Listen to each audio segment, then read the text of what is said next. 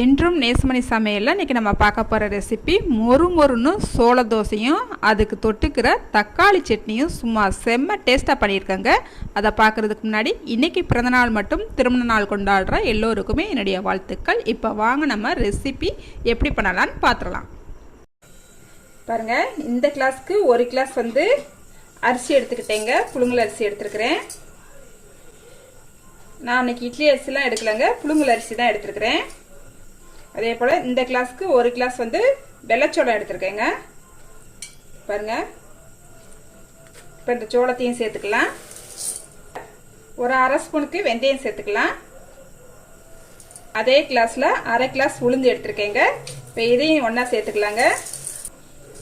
நல்லா கலந்து விட்டுக்கலாம். நல்லா கலந்து விட்டுக்கிட்டாச்சு. இப்போ இதை 2-3 தடவை நல்லா கழுவிட்டு வந்துடுறேங்க. பாருங்க, அரிசியும் சோளத்தையும் நல்லா 2-3 தடவை நல்லா கழுவிட்டு வந்துட்டேங்க.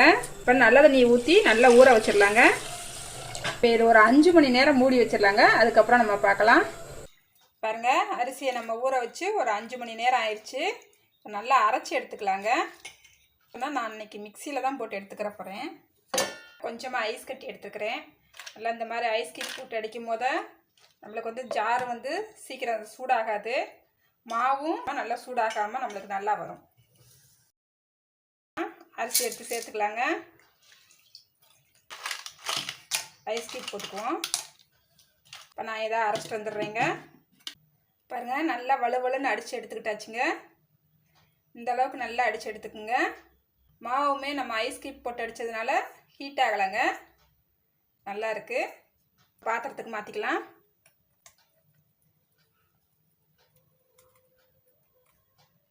இது போல் நான் எல்லா மாவையும் அடித்து எடுத்துக்கிறேங்க. மாவெல்லாம் அரைச்சி எடுத்துக்கிட்டேன். இப்போ நான் கடைசி அரைக்கும் போது உப்பு சேர்த்து அரைச்சிக்கிட்டேங்க. நல்லா கலந்து விட்டுக்கலாம். பாருங்கள், மாவை நல்லா கலந்து எடுத்துக்கிட்டாச்சுங்க. இப்போ இதை மூடி வச்சிடலாம். மறுபடியும் ஒரு 4 மணி நேரம் அப்படியே விட்டுடலாங்க. அதுக்கப்புறம் நம்ம பார்க்கலாம். பாருங்கள், ஒரு 5 மணி நேரம் ஆயிடுச்சுங்க. மாவு நல்லா நம்மளுக்கு புளிச்சு வந்துருச்சு. பாருங்கள், நல்லா கலந்து விட்டுக்கலாம்.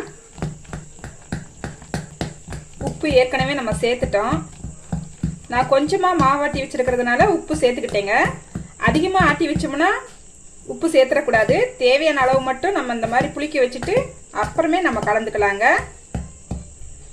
முதல்ல உப்பு சேர்த்துட்டோம்னா எல்லா மாவுமே ரொம்ப புளிச்சிடுங்க.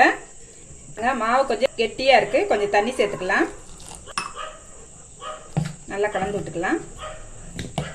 நல்லா கலந்துக்கிட்டாச்சுங்க. இந்த பதத்துக்கு இருந்தால் போதும். இப்போ இந்த மாவை இப்படியே வச்சுருக்கலாம். இப்போ இந்த தோசைக்கு நம்ம ஒரு தக்காளி சட்னி ரெடி பண்ணிக்கிற போகிறோங்க. அதுக்கு 100 கிராம் சின்ன வெங்காயம் எடுத்துருக்கிறேன். ஒரு 5 பல் பூண்டு எடுத்துருக்கிறேன். ஒரு துண்டு இஞ்சி எடுத்துருக்கிறேன். கொஞ்சமாக புதினா இலை, கொஞ்சமாக கருவேப்பிலை, கொஞ்சமாக மல்லிச்செடி, ஒரு 6 சின்ன தக்காளியை கட் பண்ணி வச்சுருக்கேங்க. இப்போ நம்ம அந்த தக்காளி சட்னி எப்படி வைக்கலாம்னு பார்த்துடலாம். இப்போ நம்ம ஒரு கடாய் அடுப்பில் வச்சுக்கிட்டு ஒரு 3 ஸ்பூனுக்கு ஆயில் விட்டுருக்குங்க. ஒரு 2 ஸ்பூனுக்கு உளுந்து போட்டுக்கலாம்.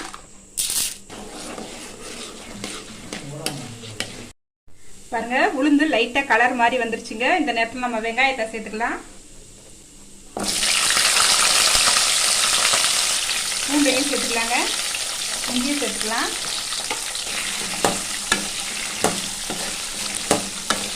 நம்ம வச்சிருக்கிற கருவேப்பிலையும் சேர்த்துக்கலாம். இதுலேயும் ஒரு 5 வத்தல் வச்சுருக்கேங்க, இதையும் சேர்த்துக்கலாம். காரம் நீங்கள் எப்படி சாப்பிடுவீங்களோ அதுக்கு தக்கன சேர்த்துக்குங்க.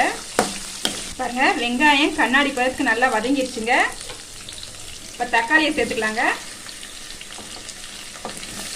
பாருங்கள், தக்காளி வதங்க லைட்டாக உப்பு சேர்த்துக்கலாம். நல்லா கலந்து விட்டுக்கலாம்.